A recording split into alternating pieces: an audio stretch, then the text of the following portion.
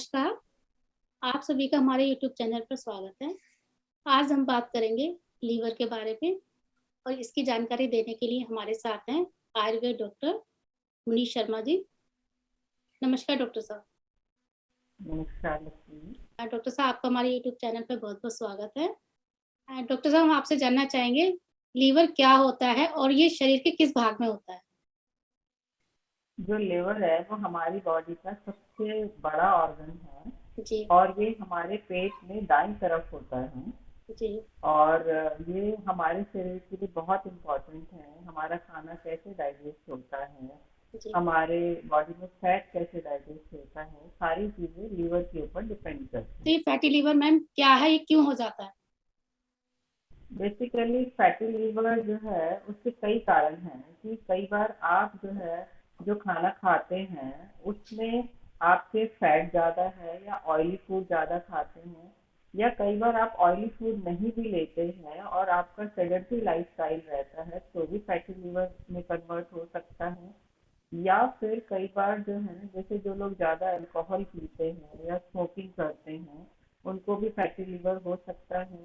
किसी किसी कारणों में जो आपकी जो दवाइयाँ होती हैं वो दवाइयाँ भी आपके लीवर में जाके न्यूट्रलाइज होती हैं और लीवर के थ्रू जो है वो आपके पूरे ब्लड में जाती हैं। जी, तो कुछ कुछ कारणों में जो दवाइयाँ हैं उनकी वजह से भी आपको लीवर में प्रॉब्लम हो सकती है। जी, जरूरी नहीं फैटी लीवर हो, आपको कुछ भी हो सकता है। जैसे जी, जो लिवर है उसमें कई तरह की बीमारियां हो सकती हैं। फैटी लीवर भी हो सकता है, हेपेटाइटिस भी हो सकता है, या लीवर की वजह से और कोई प्रॉब्लम भी हो सकती है।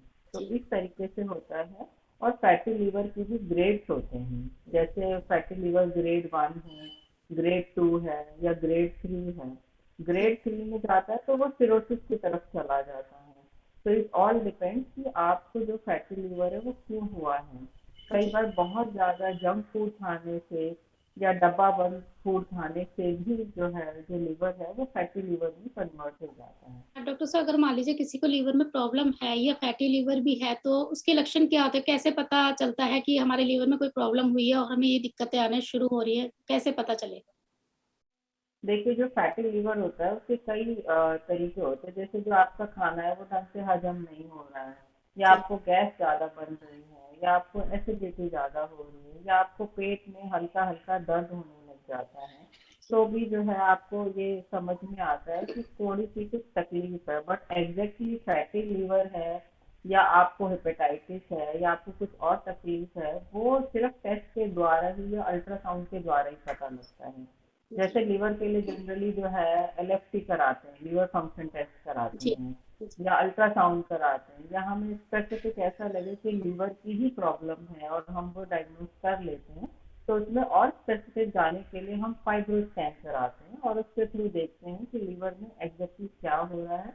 और उसके अकॉर्डिंग ही आपकी दवाइयों का चयन किया जाता है, उसके अकॉर्डिंग ही आपको योगा या मेडिटेशन कराई जाती है। क्योंकि कई बार बहुत ज़्यादा स्ट्रेस है उसकी वजह से भी जो है वो लीवर पे इफेक्ट आता है, क्योंकि स्ट्रेस में है तो आपका कई बार खाना भी ठीक नहीं होता है, आपको स्लीप भी अच्छी नहीं आ रही है, तो इसके बहुत सारे कारण हैं। और जैसा कारण होता है उसके अकॉर्डिंग या तो दवाई सजेस्ट की जाती है या फिर आपकी प्रकृति के अकॉर्डिंग आपको जो है या तो योगा कराया जाएगा या आपको आयुर्वेदिक कोई दवाई दी जाएगी। और आयुर्वेदिक दवाइयों में भी बहुत सारी हैं, वो जो कोई भी डॉक्टर जिसको आप दिखाएंगे वो डायग्नोसिस करने के बाद ही आपको दवाइयाँ देंगे।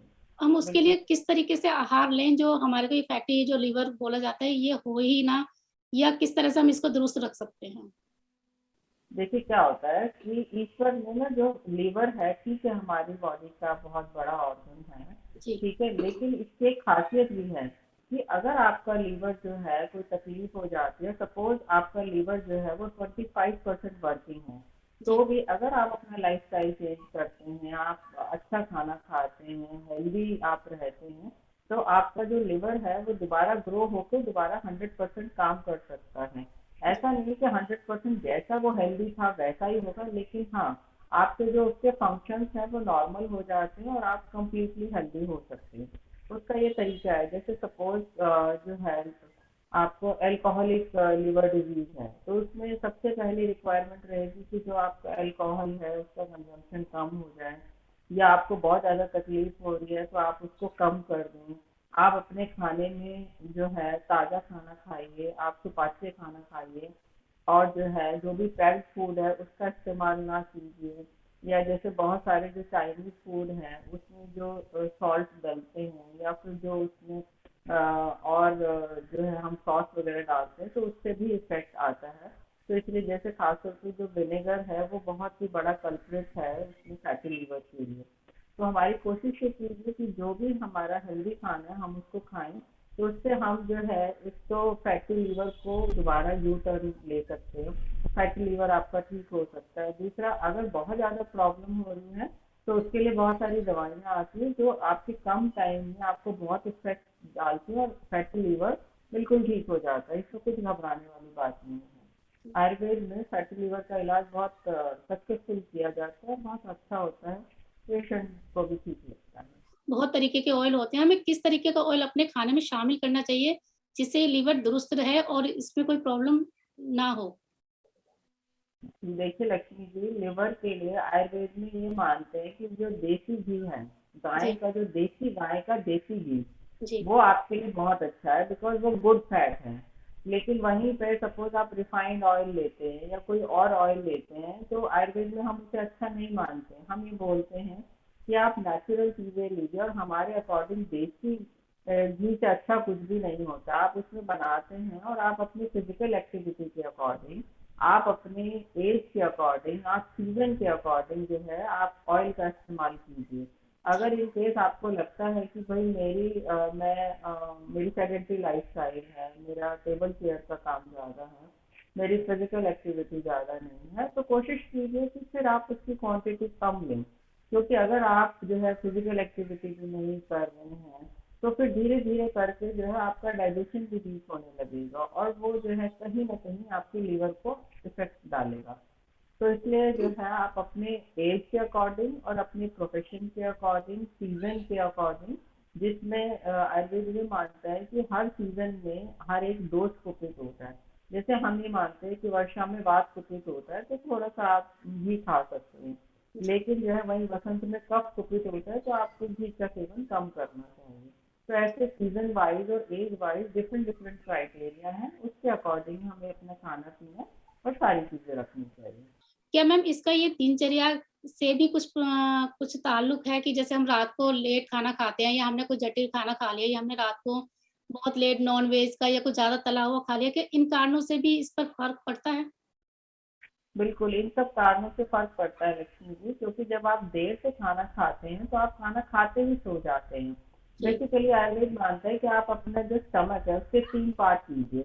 एक पार्ट सॉलिड के लिए रखिए, एक पार्ट लिक्विड के लिए रखिए, और एक पार्ट को आप खाली छोड़ दीजिए, जी। ताकि जो है आपका डाइजेशन प्रॉपर हो सके। लेकिन कई बार हमने देखा है कि लोग जो है ब्रेकफ़ास्ट नहीं करते हैं, लंच में भी बहुत हल्का-सा खाते हैं, और फिर डिनर में जो मील आपका सबसे हल्का और लाइट होना चाहिए, उसमें क्योंकि सब लोग फैमिली मेंबर इकट्ठे बैठे हैं, तो वो जी। क्या कोशिश करते हैं कि सब लोग इकट्ठे खाएंगे, और वो इकट्ठे खाने में कई बार क्या होता है, ओवर ईटिंग हो गई है, या रात में जो है इकट्ठा ही सब कुछ खा लिया है।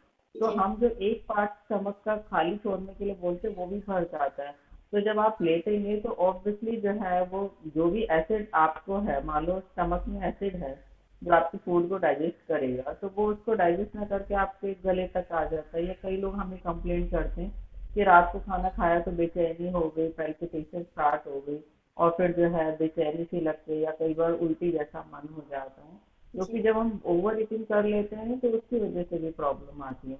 लेकिन अगर रात को आप खाना थोड़ा लाइट खाते हैं, सपोज इन केस कभी लेट भी खा लिया, और आपने इस सिद्धांत से खाना खाया कि मुझे अपने स्टमक का एक पार्ट खाली छोड़ना है और एक पार्ट लिक्विड के लिए छोड़ना, एक पार्ट सॉलिड के लिए, तो अगर आप सिंपल इस रूल पे भी जाएंगे तो भी आप अपने आप को बहुत सारे डिजीज से प्रिवेंट कर सकते हैं, इंक्लूडिंग फैटी लिवर। जैसे कि मैम लोगों में अक्सर ना लीवर में कोई प्रॉब्लम नहीं है, ना ही उन्होंने कोई डायग्नोस कराया है कि अल्ट्रासाउंड कराया, ऐसे लीवर की जितनी भी प्रोडक्ट होते हैं वो अपने आप से शुरू कर देते हैं कि ठीक है हमें ये खा लेनी चाहिए, कोई प्रॉब्लम नहीं होगी, दिन में एक गोली खानी है या सिरप लेना है। तो मैम ये बात कहाँ तक ठीक है? क्या हमें इस तरीके से अपने आप से ये दवाएं शुरू कर लेनी चाहिए?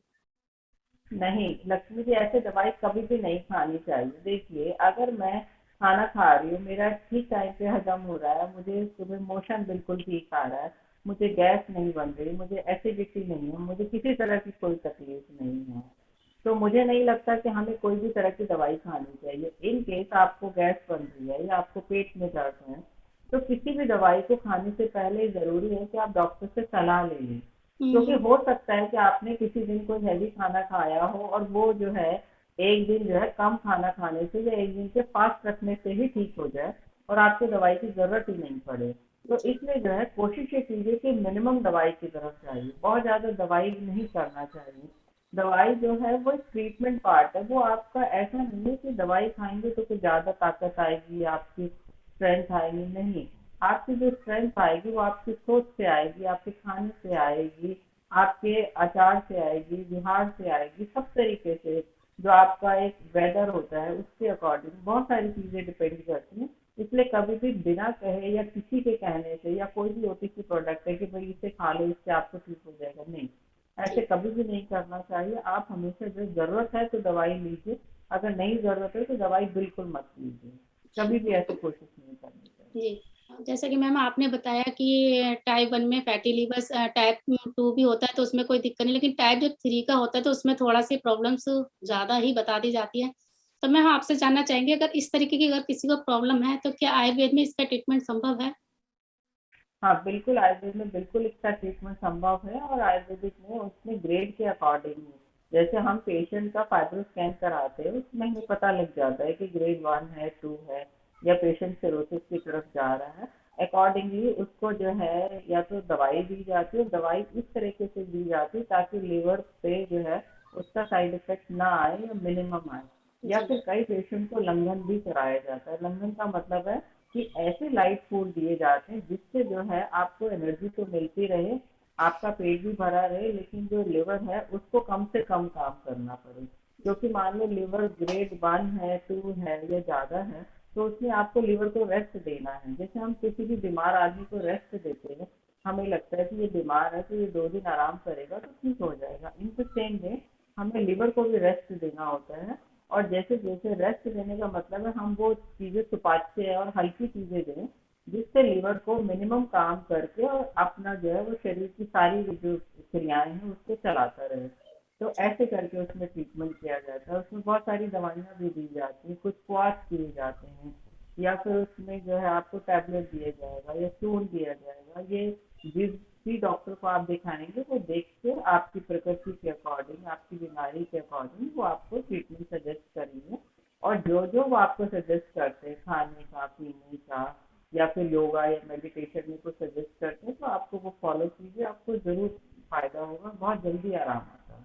जी लक्ष्मी। जैसा कि डॉक्टर साहब आपने हमें लीवर से संबंधित जितनी भी प्रॉब्लम थी उनके बारे में महत्वपूर्ण जानकारी दी। बहुत-बहुत धन्यवाद। नमस्कार doctor. Thank you Lakshmi. Thank